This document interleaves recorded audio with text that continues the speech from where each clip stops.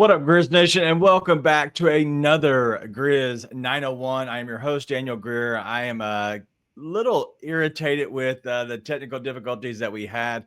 As you can tell, my mouth is a little off from my words at the moment, so I'm hoping to kind of get those back in sync. So I'm going to work on it. We'll get that back eventually throughout the entire show, so just kind of stay with me. Maybe just close your eyes, kind of similar to how I felt like the Grizzlies need to just close their eyes and just hope for the best, similar to what us fans did. But tonight, coming off of a 134 to 125 loss by the Grizzlies, now they are completely looking at the play-in situation, and we're going to get into all of that a little bit later. So about I say 3/4 through the show, as we close the show, I'm going to ask some questions that are kind of revolving around the play-in scenario. But midway through the show, as we always do, we'll get you with a little Grizz trivia for sure. But Nate's here.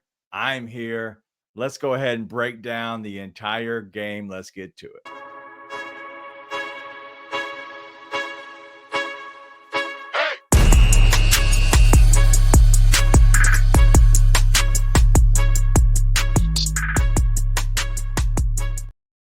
All right, Nate, let's get you in here. I don't know why I'm having so many technical difficulties tonight, but Nate, listen, off the top, man, Steph goes for a 50+ burger. Like it was another Steph performance that you have to look at and say, hey, like that's why he's like top, we'll just say top 10 in the game, best shooter of all time by all means. But 52 points, 10 rebounds, and 8 assists. Off the top, what you got?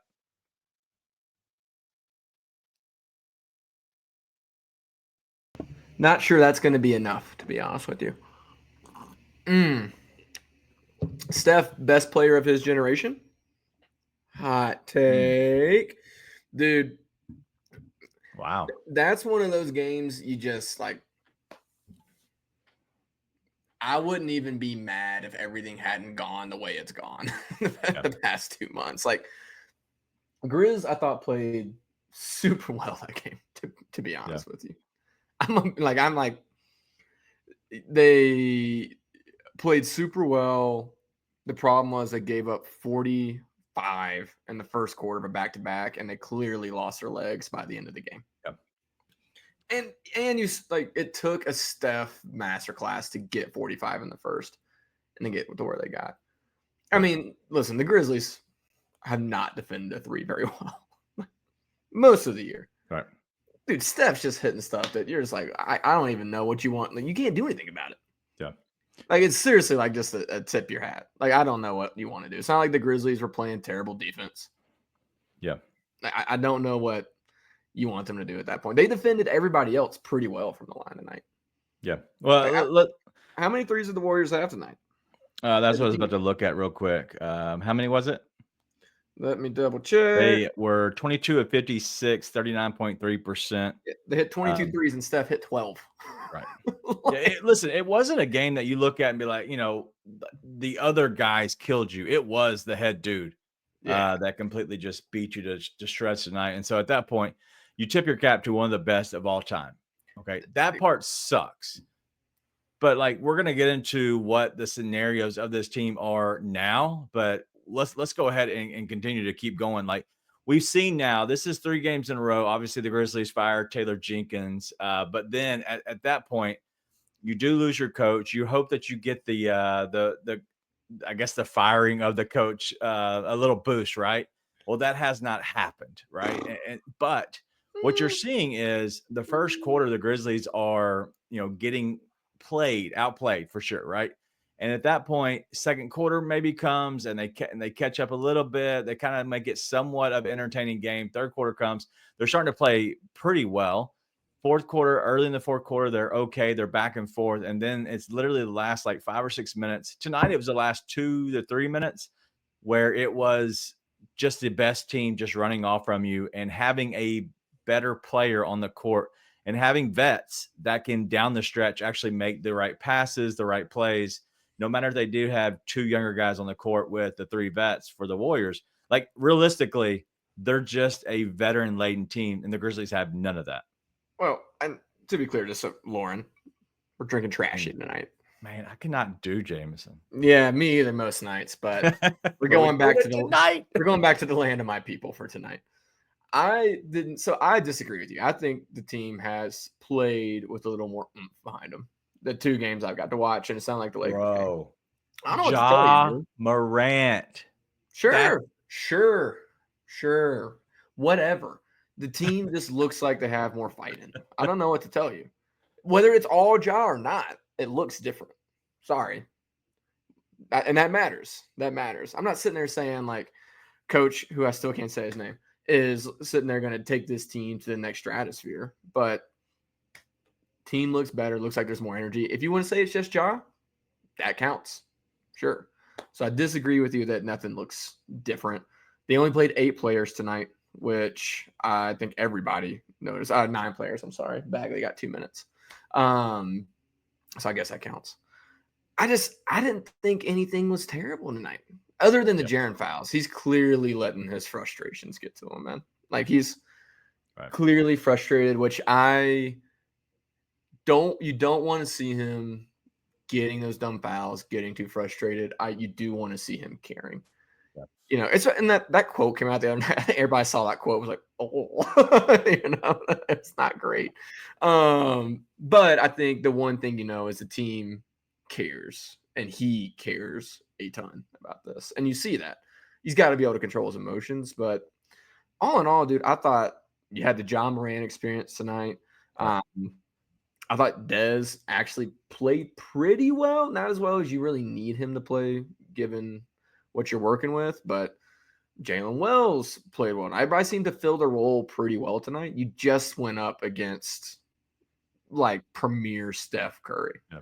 I mean, if Steph Curry has a normal, like an average night, like that's – you walk away with that win. Yeah. You do. If he just has a normal night.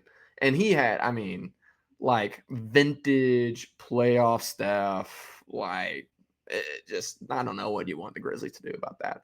Yep. Now, the fact is the Grizzlies have been straight up cheeks for like 2 months. They've lost a ton of games, and they have killed themselves in wiggle room.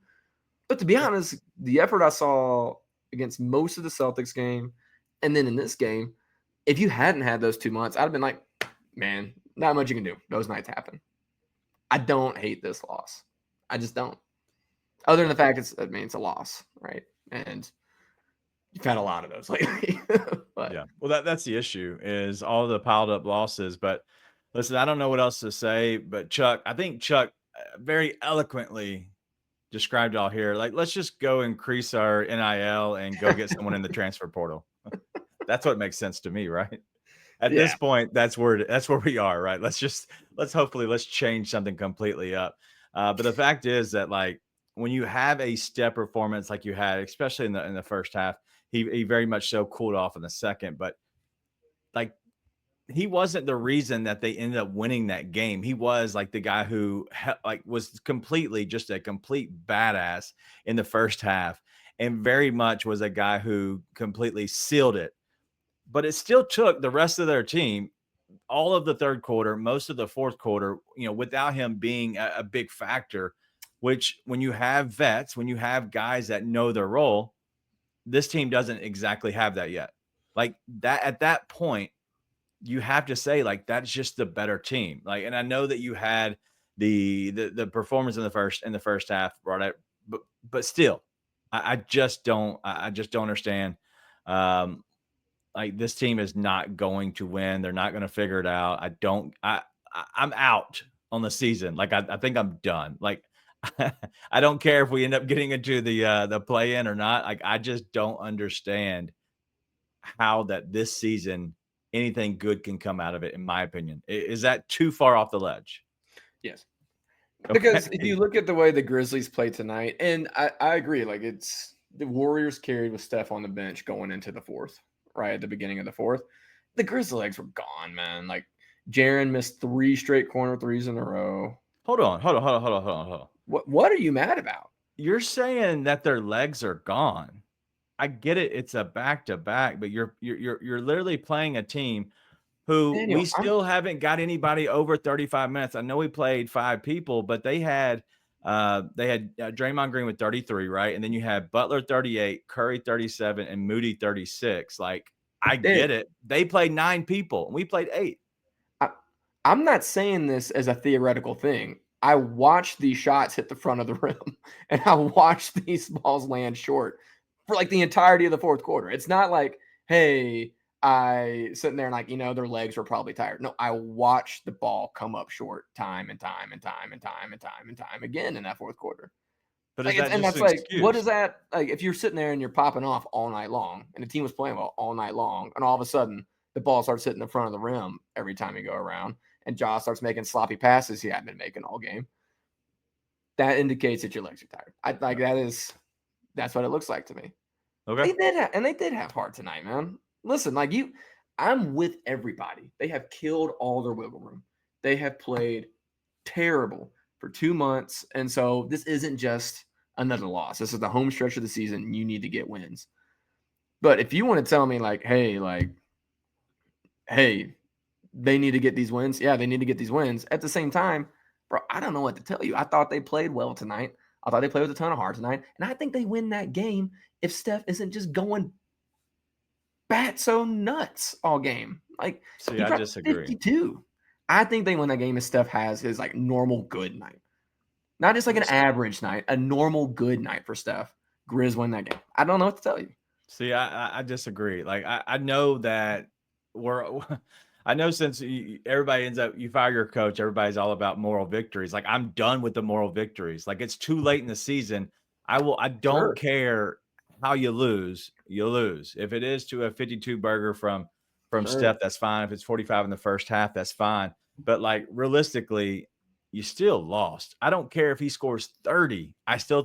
Like, they're going to figure out another 22 points somehow spread around. No, Like, I, it's I just not true. That's I just know not true Steph because was he's not just awesome, but hitting great open looks. He's just like draining it, like behind like he gets like this much room and he's hitting a three. Like there's yeah, just nobody else is hitting that shot. And most of them didn't. They only made 10 other threes as a team the entire night, dude. And they were getting them up. Like it's like that's just not true. They're just not okay. finding those points from everybody else. See, So now I again, disagree. It's they're not like not an wrong. obscene amount, but whatever. We'll agree to disagree but we'll agree that you're wrong. But let's go ahead. Let's keep it moving. Sure. And listen, I'm pissed that they lost. I threw my phone like 3 times. I was about to get served papers by my wife for the words that were coming out of my mouth. I'm like pissed. I'm pissed about the loss too. But I'm pissed. I think everyone's super mad about everything that's been happening, as you should be. But if you look at what happened tonight, you look at the next stretch. Heat, day off. Pistons, couple days off. Charlotte, then you go to the Timberwolves. You rattle off those 4 in a row, you're probably staying out of the play-in. And there's no reason if they play like they played tonight, they can't do that. Okay. That's what I'm looking at. Now, if you think, Let me hey, they're going to go back to being cheeks, then there you go. Like they go back to being cheeks. But like the effort they okay. gave tonight, if they give it the rest of the season, I think they hold on to a playoff spot, 6 or 5. And then at that point, you're doing what you're doing. Probably not going to go well no matter where you land if you make the playoffs. Let's be honest. Yeah. Well, I do have a question. Alan's asking a good question, and I'm going to let you answer this, Nate. But he's asking the question: did DG bet on this game?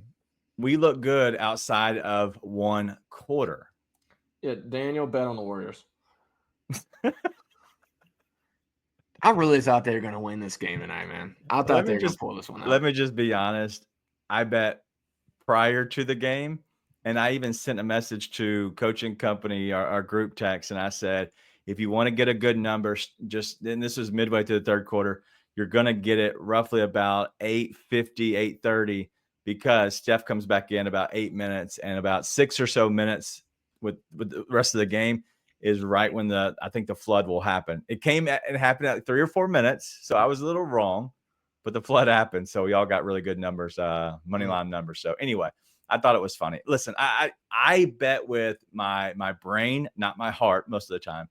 At least I try to. But in all honesty, like I just feel like the Grizzlies, they can't execute down the stretch when it comes down to it. Like that's where the flaw is.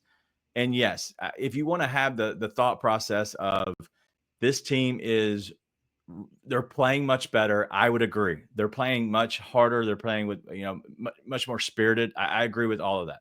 The issue is those were 3 must-win games with the Lakers, with the Warriors, and then also who was it? The Celtics. Those are all 3 must-win games. Okay, and I won't say that every single one of them like you had to have them, but like they were games that you really, really needed. Like just somehow, some way, you need to pull those out. And the Grizzlies all came up short in all 3. So now, what does that do to your mindset? What does that do to your mentals? Does that say, "Hey, f this, f it all, I'm done, see you later," or does it piss them off even more and actually tune it in and take care of business against the Heat? Is the Heat Thursday? It is. Yeah, it is Thursday.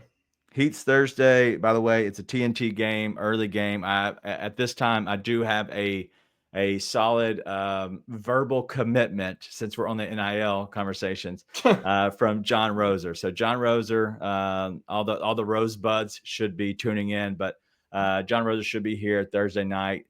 Nate will be off, so we'll have definitely an upgrade of a co-host or a guest that night. So either way, let's get into a little bit of the game. And all right, I see a lot of questions about, are we going to miss the playoffs? Let me go ahead and hit it now. Let me just ask this question and let's go and break it, because I don't want to miss this. Do you believe, Art wants to know, do you believe that we missed the playoffs? No. You can't miss the playoffs at this point. But let me adjust this question. If you lose in the play-in twice. Okay. Fair enough. Let's just say the top 10, the Grizzlies are in it. Do you think the Grizzlies can hold off into the top 6? They're right now in the 6th position. You got to rattle off these next 4. I think these next 4 determine if you end up making the top 6 or not. I think you got to win them all. I think you got to win. Like, you rattle off 4 because you need the 3 just against Miami, Detroit, Charlotte, which the way the Grizzlies have played, they could lose any of these games, right? I mean, they could lose any of them. But they can also win any of those games if they play the way they play tonight. You got to have those 3 just to have them. And then the Timberwolves, you got to have to fend them off, right? I mean, that's theoretically who you're fighting against, more than likely. Like them and the Clippers, right? Yeah. So you got to try and fend them off, try and stay out of it. But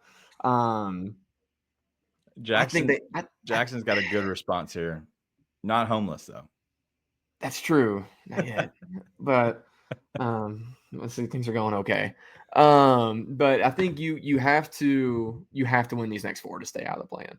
If they stay in the plan, I do like their chances to stay in it. Which honestly, hear me out. Getting that 7 spot and ended up against Houston, not the worst thing in the world. Okay. It's not okay, because here's the other things you're looking at. You're playing against Denver or LeBron and Luka Lakers or championship vets Warriors. Or you against Jalen Green, Şengün, and playoff Dylan Brooks. Yeah, but in all honesty, like I get what you're saying. You're probably in trouble no matter what. But yeah, I was about to say, it doesn't matter who you play. If we're looking at what could possibly happen, like if you had to play out, this is what we're going to end up getting to, and you can say, we're going to have this. We can pick our poison. 7 seed against Houston's probably the poison a lot of people are picking. You're probably losing no matter what. But if you're like going to pull one out, like let's say you find yourself somehow pulling out, I'm probably taking that series out of all the other ones. Okay. Like, let's be honest. Of all the teams in there, that's probably who you're picking. I don't think you win that series, to be clear. No, you're not winning any series. But if you're going to be the most competitive anyone, I'm saying that's probably the one you go. I hate being the negative guy. I'm being honest. Like I've accepted this season is what it is. And so by all means, I would love to be wrong. But at this point, like the way that they're playing, yes, you can take a moral victory. You can say that, yes, they're playing much better, but really you're playing much better and you're still losing. That's what scares me even more. Is it's not that they're doing something that they're not playing well enough to win. Sure. You're getting Ja Morant. You're getting him playing the way he plays. Without him, which that's he set out on his own will, and his coach gets fired and he comes back the next game. That's on him. That's pie in his face. It looks bad. It is what it is. Be a professional. But now he's back and he's playing well. I will give him that. But the problem is it too little, too late? And so sometimes when you get in your feelings, and sometimes when you do stuff like this is what you get. And it goes to show, like, you have to be a professional. I will say that through and through. And I get that he's had his issues, but this one was on him. And I'm not saying the whole season. I'm saying missing games when I think he could have played, and obviously he could have played. This is where they come down to. But tonight, tonight and every night, the roster doesn't look good. Just overall, that's understood. We'll talk about the roster much later. I'm hoping we don't have to talk about it too much right now. But let's get into Jaren's early fouls. 2 early fouls. He ends up fouling out of the game. Why? Why did he foul? Because he fouled. I don't know what to tell you. It just always seems that vets know what to do against him. The one that got him was the 5th foul. The 5th foul was the one that super got him. The second foul and the 5th foul are really got him, right? You can't. Yeah. He was frustrated, so he held dude who I don't know his name, but he hit some threes tonight. Moody? No. Costa, is that his name? I don't know. I'm thinking about sunglasses. No, other dude. Anyways, held him after he missed a 3. Can't happen. The foul against Moody that was the second foul can't happen simply because it's like 4 minutes into the game and you're getting your second foul. I don't even think it was 4 minutes into the game, but you got a second foul on something that was just undisciplined. Can't do that. Now, he hasn't done that all year. I think the frustration of what's happened the past couple of months is catching up with him.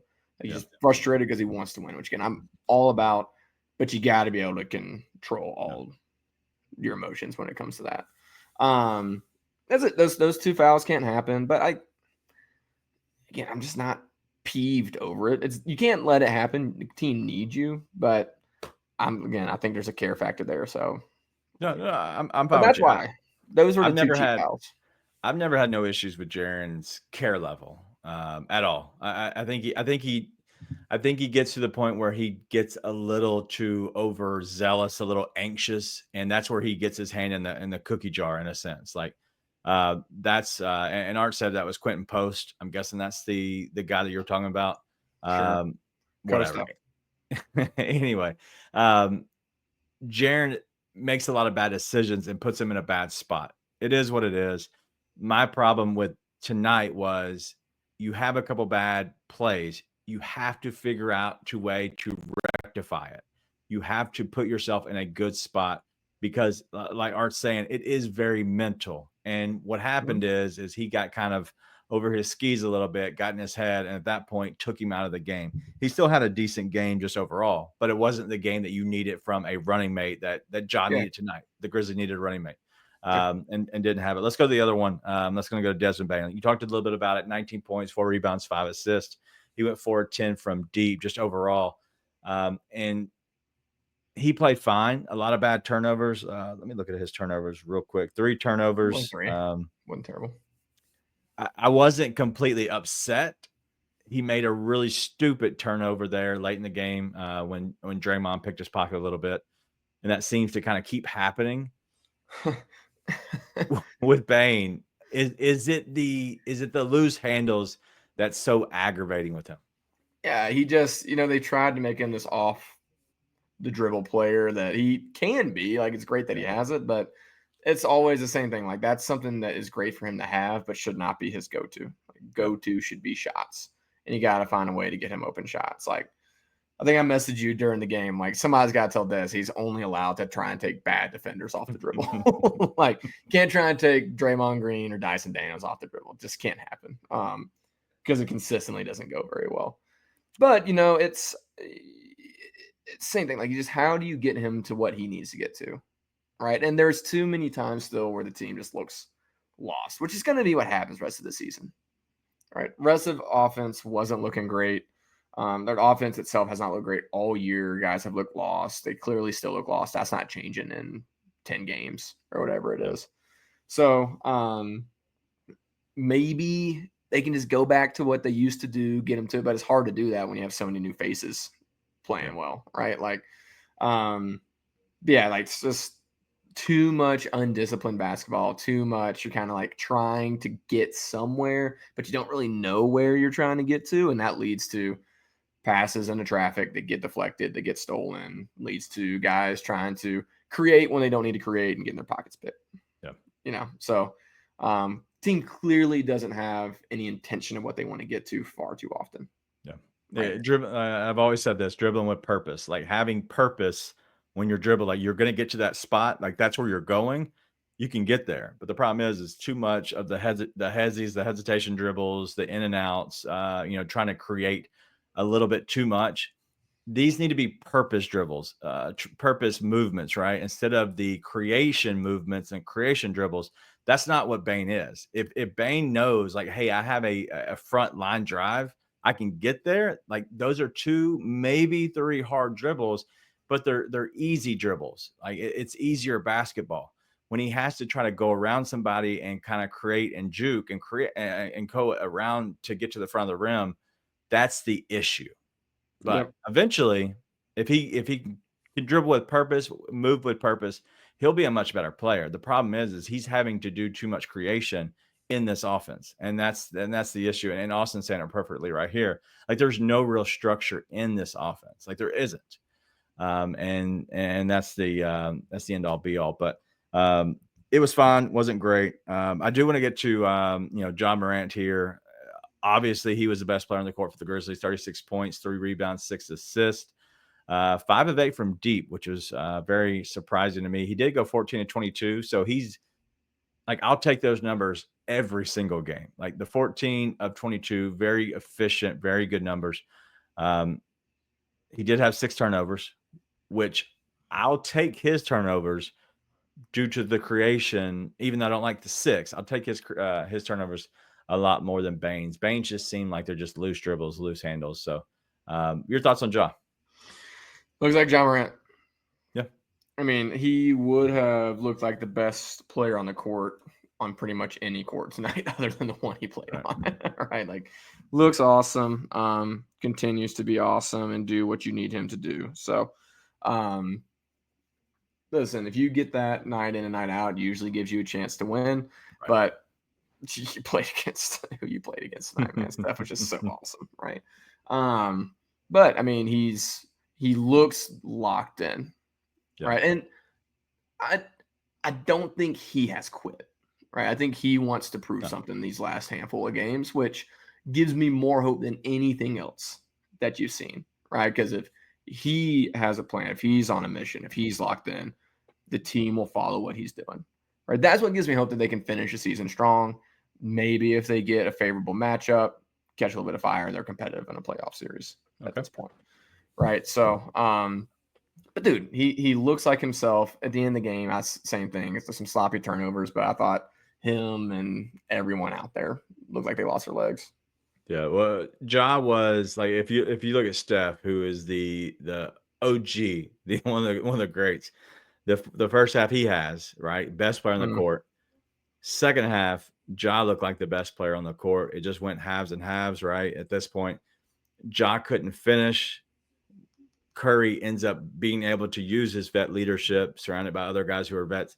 He's able to get his team to actually a finish, and that's where it all comes down to. Is Ja was the best player on the court the second half, but when Curry, when he was able to just completely milk the game away, that's where you kind of have to tip your hat in a sense to there. But overall, I thought that the Grizzlies, they played well, they played fine. I'm not going to break down every single number in every single game.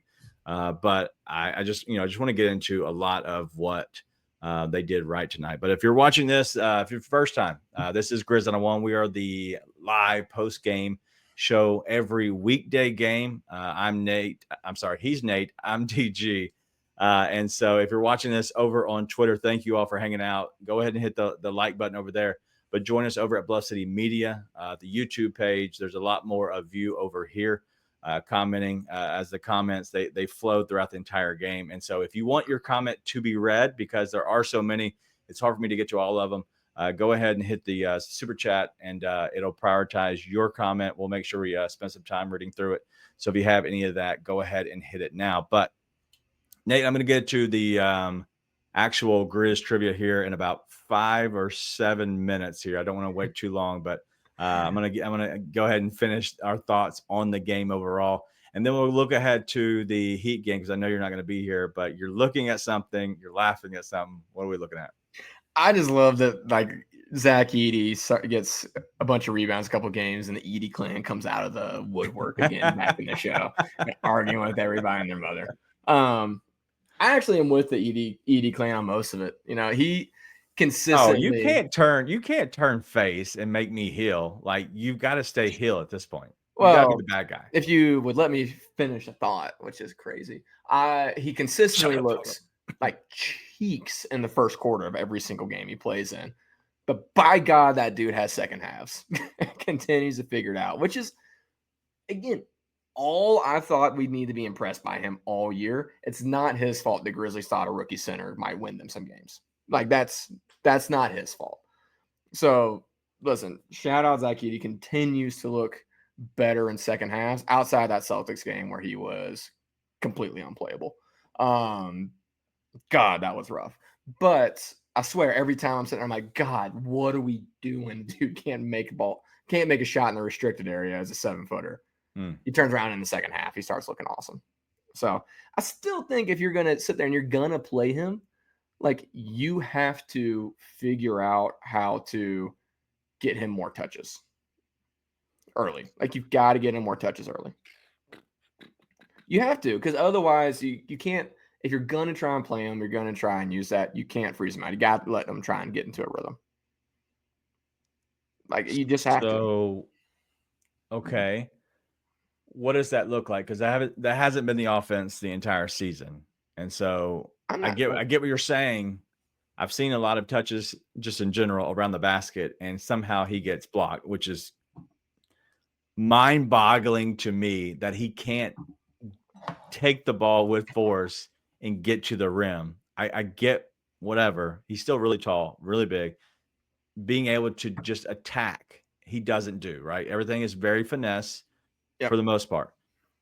That is his biggest weakness, in my opinion, around the rim, is there's no attacking. But if you get it to him, how does that look like? Are you throwing the ball down into the post with him, back to the basket, or do you run him off of screens? Do you let him float through the middle? Do you let him stay in the dunker spot off of a pick and roll on the strong side, and he's on the weak side dunker spot? Like, how do you get him the ball in the best scenario? Try and get him a lob. Because I think you should try and get him some kind of post-up action. Just like draw it up early. You're going to get him a post-up. It's going to go how it's going to go. Just let him try it. Maybe say you're going to get him 2 in the first quarter. You're going to give him 2 post-ups. But the easiest thing to do is get him a lob because he doesn't have the chance to come down and get it stripped and get it blocked and get doubled. Get him something like that early, and then just try and get him touches. Again, I don't think feeding the ball to Edey is a good bet for you. Like, I don't think that's a good bet for you. I do think you need him to get in a rhythm for your team to be successful. So get him some touches. Otherwise, he's just sitting there and he's just getting cardio. And then you see what happens when he does start getting in the rhythm. He starts to get a little more fire under him. He starts to get more position, and he starts playing with more energy. When he's playing with more energy, that's when he starts getting productive. So you got to try and get him energy off the bat. And if it doesn't go well, then guess what? You're probably pulling him anyways. Okay. Well, what's your opinion about his picks, his screens, like, just overall? Do you like them? Whatever. I mean, it's not great, but you're also like, I think you spent too much of the season not going to it. You played without screens for so much of the season. Like, I don't know what to tell you. Okay, here's what I think. I don't think he's a good screener. Thank you. But it's the same thing. I also don't think it's all his fault. Like, it's the same thing. You're asking a guy to do something, and you're putting him in a position that he didn't need to be in. Like, okay, you shouldn't have played with a rookie center this year. No one has said that more than me. It's not about that. No one has said that more than me. You also brought him in, and he said, hey, let's just go one-on-one and pass the ball around the perimeter the entire time. So he hasn't even put screens on half the year. So yeah, his screens aren't good, but also he's been put in an absolute shit position. Listen, I agree I with don't know that. what to tell you. That has nothing to do, like, if you were saying, "Hey," like, if I was to ask the question, like, on his rolls after a screen to the front of the rim, like, what are the issues with that? Like, is he able to catch that going down the lane? Is he feeling comfortable? Like, how do you get the ball to him? If any of that you were to say, like, "Hey, he's just not being used properly, and they're not been doing it enough," then I would understand that. But the screen itself is all I'm asking about is him getting to the guy's hip and actually dudes dying on screen, just as we saw Steven Adams. He created so much space because he was able to get and hold a screen. Edie does not hold screens. He's just Correct. big. And I just wanted to ask the Correct. question because I want to kind of explain it whether or not you liked it or not. Like he doesn't get there and force his way in. Like he literally he is very much like my girls basketball team. I tell them how to set screens. They're so worried about not getting a foul, so they're like super tight, super focused, and they're not moving, and they're not going to hit anybody, right? And that's what he looks like. He looks like he gets there and he's like, I'm Zach Edey and I'm not moving. Like that's what he looks like. He sounds like the guy from Night at the Museum, the guy you feed bubble gum to. The statue, yeah. Yeah, you feed What him. you're talking about. Yeah, that's what No, he reminds me of. But yes, I think he needs to work on that in the offseason, this season, whatever. I don't care. yeah. Just saying he needs to be able to get into people without creating too much of the chaos and the movement to get the fouls. It's also just you need strength, right? Like you need some grown man strength against a lot of these dudes, which he just doesn't have yet, right? It's part of not knowing how to use your body and what you do have, right? So that's part of it because it's one of those times where he's in a really good position for a screen and then he just gets pushed, right? And that's a Right. problem too. Like sort of exactly what you're saying. Now we He's have seven. been spoiled because we had Steven Adams, Correct. who like just you can't move him. There is no moving him. It's like what you unstoppable object meets immovable force, like, but the unstoppable object loses because the immovable force is Steven Adams. Like that's what we had. But I do want to bring up Art's point. The problem is, Sorry. oh no, that I was bringing up something else. Anyways, there we go. The problem is that most of you guys want Lively. That's correct. That is the problem. I I do. do want a Derek Lively or something like that. To be very, very clear on that. Sorry, I wanted to bring that up because you're not wrong, Art. Gary wants to know, do you seriously think you know screening? Uh, yeah, I've watched quite a bit of basketball, and I'm not stuck with my head in Purdue. So yes, One thing I did do is I watched a lot of film. It was at least 32 minutes of film once. I feel like I do know. It was a complete like it was very much in depth about screening. It works on your hips and how you get into guys. You know what I mean? You got to get into them when you're screening. Sorry. also, No, I just whatever. to be clear, again, it's hilarious. This is why I love this because the Edie Hive comes out, and anything you say that isn't just like a full on for Zach Edie is just taken as a slight. Completely agree. Completely agree. Yes, that is literally the entire point of my argument against having Zach Edie as a starting center for what team that wants to win in the playoffs. This is the crux of the argument. Zach Edey can be successful and has proven he can develop and be successful in the NBA. Yeah. But by God, it didn't matter which rookie center you were taking this year. I thought it was a bad idea if you're going to start that center. So, yes, this I agree. That's just want to let everybody know. Also, That's Jerry, yes. yes, Yes. this is correct. 100%. This is They're correct. actually I would almost say they're not as responsible, but they're really, really close because it is about the setup. But it's about Correct. what my part of it is when you die on a screen, that means because you're setting on their hip and you can't leave your hips. If you leave your hips, you're probably dead or like Lieutenant Dan. But like you have to keep your hips. And so if you set the screens on hips, you cannot get around them. That's the biggest problem is he comes over and he's too much on their face when he's setting picks. And so he's got to come in from the back a little bit more, you know? know what I mean? And to be really clear, I think we have two guys that know how to run off a screen on this team as well. So, like, if you want to make that argument, yeah, I'm not going to argue with that either. So, yeah, to be clear, this is not hating on Zach Edey. It's me being mad, like I have been for the past 2 months at what's up with the roster. Not mad at Zach Edey about it. All right, but the Grizzlies lose tonight, 134-125. The Edey Hive will definitely come out. I'm the nice guy. He's the bad guy. Make sure you do not forget that part. But you're watching Grizz 101. Make sure you tune in after each and every game. We're going down the stretch. It's going to be a fun ride the rest of the way because I promise you it will be drama filled. But tonight the Grizzlies did come up a little bit short, but we do have something that everybody loves here. It's now being somehow people are trademarking our own Grizz Trivia into Meek's Trivia now. But this is not sponsored by Louisiana Chicken. It's not sponsored by Popeyes tonight. It's not sponsored by Dodge's Chicken. There is no sponsor. There is none. But this is Grizz Trivia.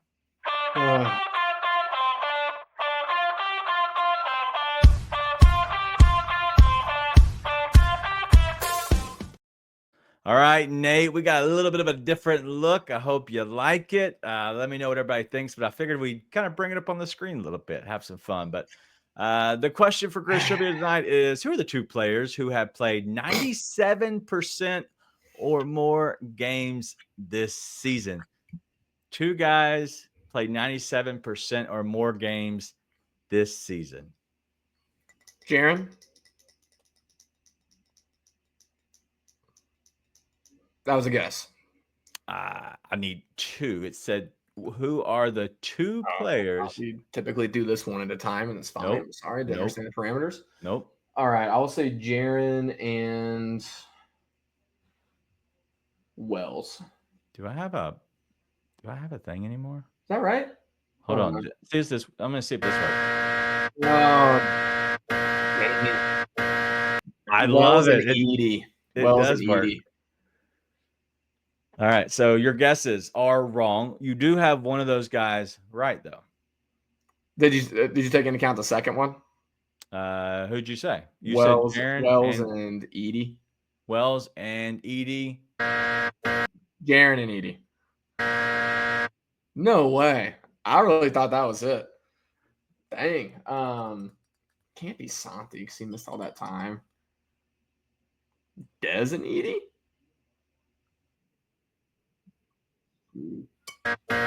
Dez and Wells?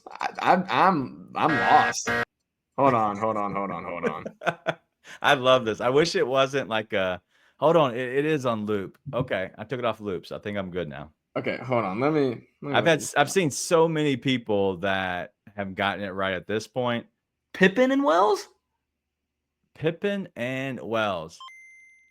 Nah, that one sucked. But no way. I guess that makes sense.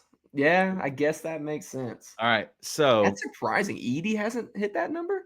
Edey has. I guess he had that. He had that one injury I forgot about. Yeah. So I will say that.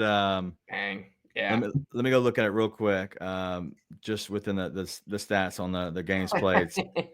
Do you know who has played every game this season? I guess it'd be Pippen. Then it'd be Wells. So Jalen Wells has played every single game this season. Oh man. He has started 70 of, I'm guessing 71 of the 76. They have not updated the numbers for this, but Wells is so the bad. Yeah. That was so bad. But honestly, it shocked me because I did not expect I didn't expect Pippen to play that much. There you go. Hold on. No, it's this one. There we go. Yeah, you got it right. Yeah, you're right. I got everything else wrong, but I got that one right. God, that was terrible. That's what I get for going a hundo so fast last night. I decided to have a little brutal comeback to earth. Oh man, but That makes sense when I think about it. I just, in my mind, I thought Scotty had missed some time.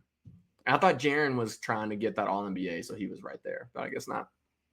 No, well, he was close to there, but if you look at that's bad. Jaren has played the 68 games, right? He's played over the 65. Clark played 64 games this season. Bain is up to 63. Kennard 60. Huff 60. Edie 60. So he was there, but obviously Edie went out for that stretch about midway through the season, just overall. But if you look at it, Ja Morant 45. If I was to tell you this far into the season and there's 6 games remaining, and I said Ja Morant is going to play less games than Jake LaRavia, who got traded mid-year, would you be upset? Hold on. Let me find this real quick for you. No, I plead the fifth. I was gonna find the Chappelle Show thing. I plead the fifth. Yeah. So if you look at it, at this point, Jake LaRavia has played 47 games, Ja 45. So as Chuck says, the best ability is availability, which we don't got. No, we don't got it. Anyway, but that was a fun part of that. I'm trying to play with the new scenes that StreamYard's allowing us to do. I thought it looked a lot better with us on the screen compared to being off the screen and back and forth. So, yep. Hopefully we'll kind of keep rolling with it. I just got to keep Nate's eyes away from him seeing what I'm seeing.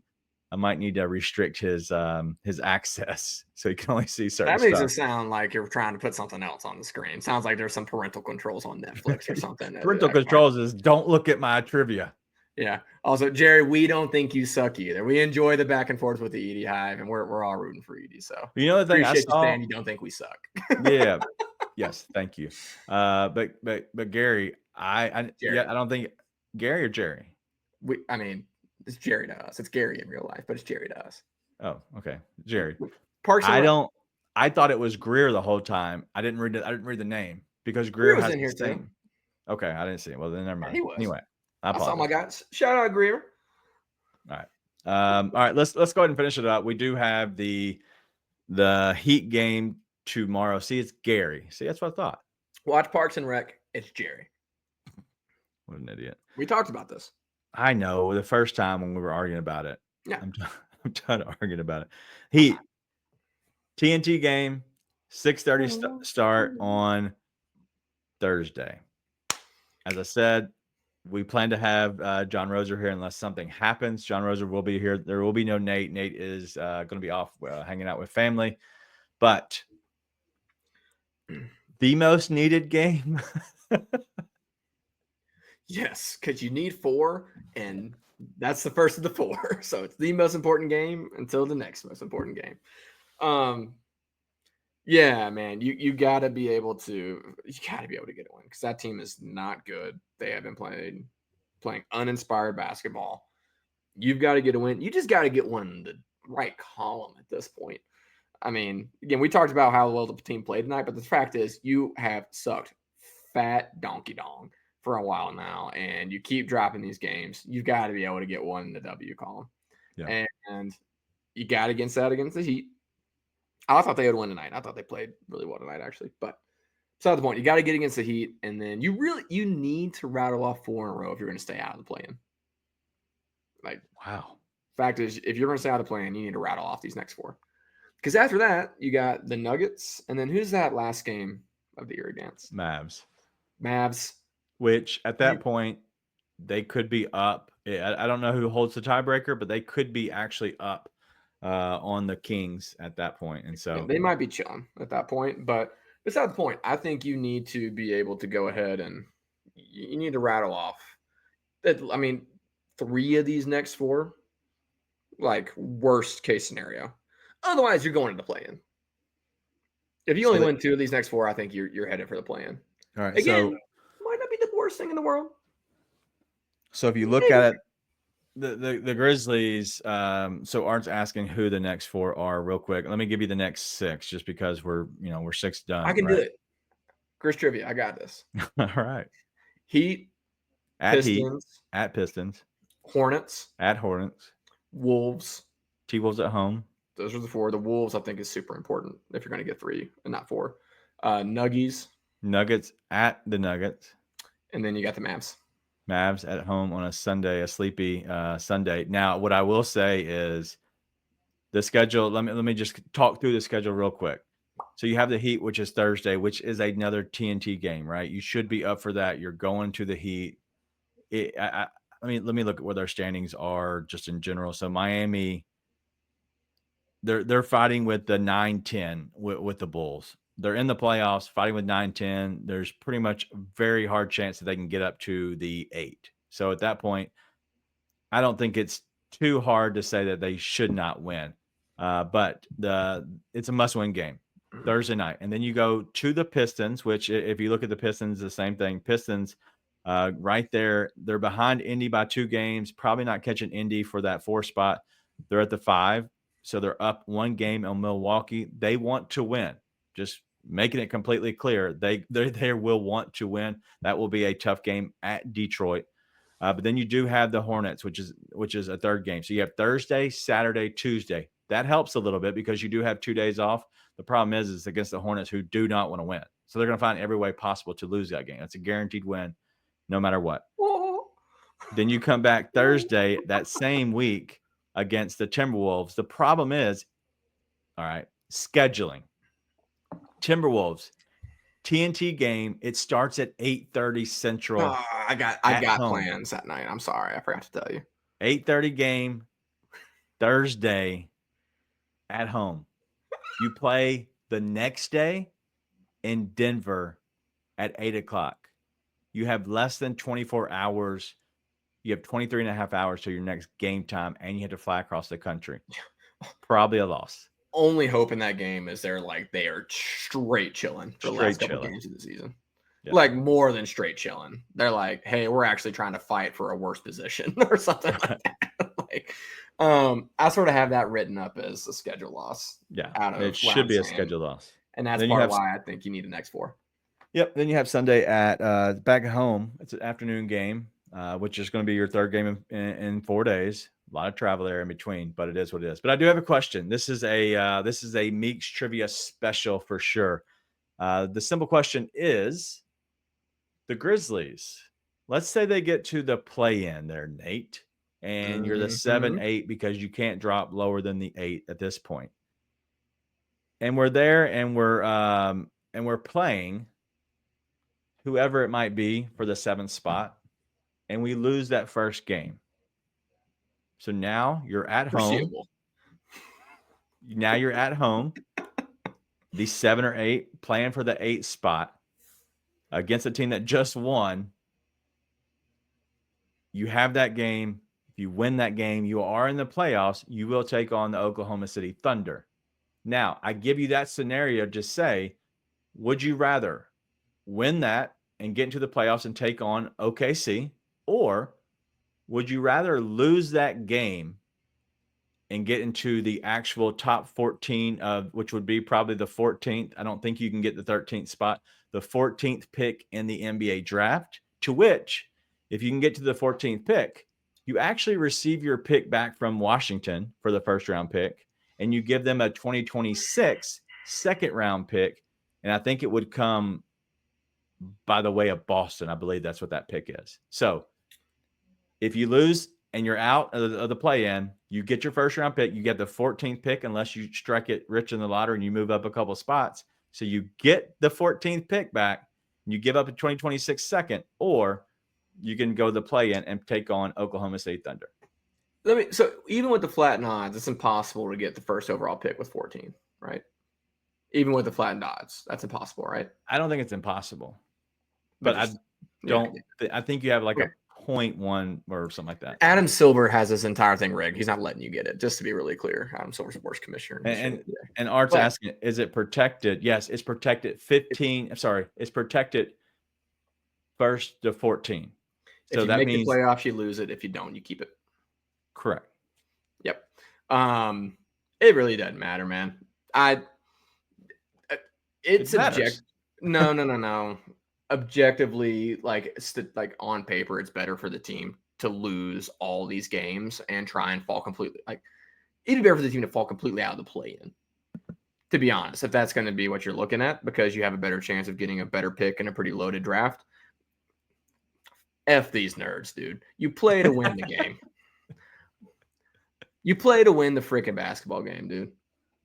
Like you don't play to lose basketball games when you have your core there. You're not augmenting to go get another rookie unless it's Cooper Flag. Outside of that, I don't need another rookie. Try and win basketball games. If you get your ass kicked, then learn lessons from it. Nah, man. You try and win. Forget these nerds, dude. You got way too many nerds operating these things anyways. They're like, well, on paper, Luke Kennard shoots 47% from three. They forget the fact that he's not getting that shit off in the playoffs. Like, dude, no. We talked about this the other day. I think we weren't on the show anymore. Too many nerds running the show. Oh my God. Nerd alert in the Grizzlies front office. My God. Go try and win the game, dude. Like at some point, you just gotta just like let them hang. And if you get beat, you get beat. But go try and play to win. Yep. Yes. You try and play to win. Let me explain something. I do not want them to lose, right? I do not want them to lose. But I will say that if the Grizzlies play hard and they just don't have it, like if they have the effort and they just cannot pull it together with all the stuff that's been going on the regular season, and then they get to the playoffs and they can't get it together, they're a head case, mental, whatever. Maybe somebody gets hurt. I don't know. I feel so much better once I kind of like figured that out, that the restrictions on that pick were, as long as if it's in the lottery, then you get to keep it. Once I found that out, and I found out that you only have to give up a second, that made me feel so much better just overall. And so it is a nice, consolation piece. Like it's a piece that, when you maybe you play Wheel of Fortune and you just never got anything right, and they still end up giving you the 2,500 that pops up after the game's over. Like that's kind of how it is, right? So it is one of those. But you either if I get to pick, I get the 14th pick, or I get the other, like I just get to go. That's fine. I get to go to the playoffs. Cool. But I just need one or the other. Yeah. I was actually talking to a guy today here. He's a big Jazz fan. Obviously, they're very much so. And they're running to get Cooper Flag, yet another great white hope for Utah, who continues to have great white hopes fail them. But I talk with him all the time because he's a big basketball fan. I don't think losing should be rewarded. And I think in the long run, it's typically not. Like, look at the 76ers process where it's got them. Right. I just don't think it should be rewarded. I don't think it's in the spirit of the game. And at the end of the day, I think that, I don't know, maybe I'm too sentimental. I think stuff like that matters. And the integrity of the game matters. That's why I can't stand Adam Silver. So I think that you should always play to win. And then if you play to win and it doesn't work out for you, that's better than trying to lose and actively hurt your chances. Yeah. So I think there's not much of a difference. More than likely you're getting the 14th pick, or you're getting somewhere 15 to 17. Regardless, I don't think there's that much of a difference there. If there's anything Kleiman has done really well in his tenure, it's trade up. What do you mean? How are they gonna trade up in this draft? I mean, heck if I know, but he seems to find a way. Gave up Melton for Roddy. Okay. Listen, I'm just saying I don't care that much about the difference between 14 and 17, and it's so unlikely you get anywhere above 14. Yeah. At that point. That's the issue, is like I don't even know. I was trying to go back and look what picks they have, and I still cannot figure out what picks they got from Washington. Like I'm still struggling to find that out just overall. But in my opinion, I thought it was Washington's second round pick, but from my understanding, it is not their second round pick, which would have been a high leverage, pick. So we'll see. I'm going to trade it away for a second rounder anyways. I'm trying to see how in the world. Here it is. Okay, I finally found it. So if you're looking for anything, realgm.com is the one that has the most information about this, because I've not found it any other place. but real GMs actually has the full breakdown of everything. So the second round pick, they had more favorable of Memphis, Boston, New York Knicks than Orlando, whatever. And so at that point, that's the issue.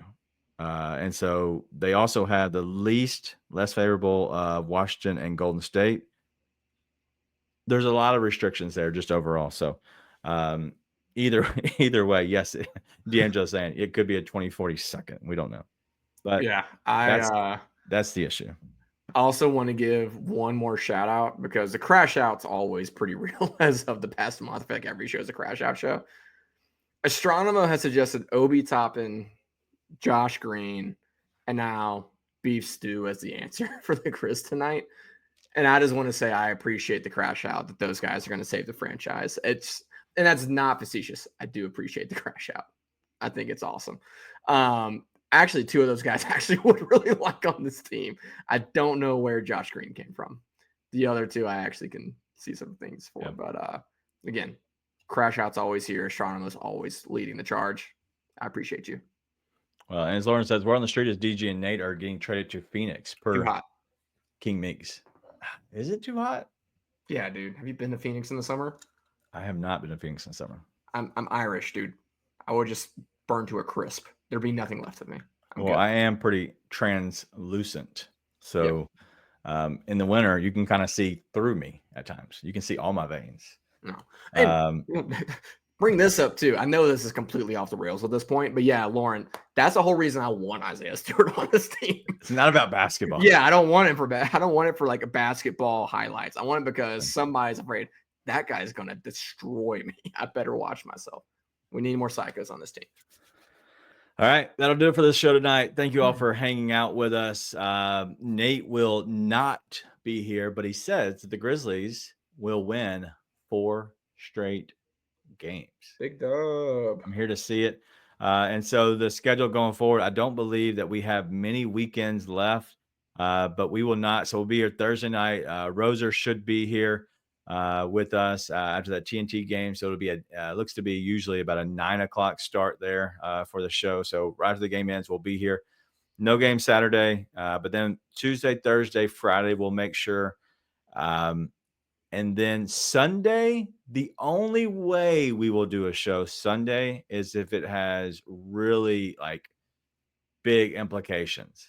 Like if it's a huge game, big implications on the game to the fact of if they win, they get this seed, if not, whatever, then we will try to do a show on Sunday. But if we know that we're going to the playoffs or we're going to do play-in stuff, then I will not be here on that Sunday. So, yeah, that's it. That's all we got. All right. It's been a great show. I was about to say I had nothing else to say, but thank y'all for hanging out with us. Do me a favor before you leave. As always, be very kind. Go ahead and hit the like button if you can. It helps us, helps keep the channel growing. Great night. One of our biggest nights of the year so far, just in numbers wise. So can't thank y'all enough. There's obviously a lot of Warriors fans came through here just to probably gloat. But in all honesty, listen, we talked so well about the Warriors. They probably didn't want to be too mean too quickly because we were talking very nice about them. I love Curry. I love the guy, the player. And so it's hard for me to be upset with him when he goes off like that. But what are you gonna say? Overall, what a great night. What a good, fun game. Gave me a lot of hope. And then just take it away. The Grizzlies lose 134-125. We'll be here Thursday night. I will be. Roser should be. Nate will not be. He'll be hanging out with some family. But we'll see you next time. We'll see Nate on Tuesday when we take on the Hornets. Very good game. We better win that one. But we'll see y'all next time. Be nice and tell your friends.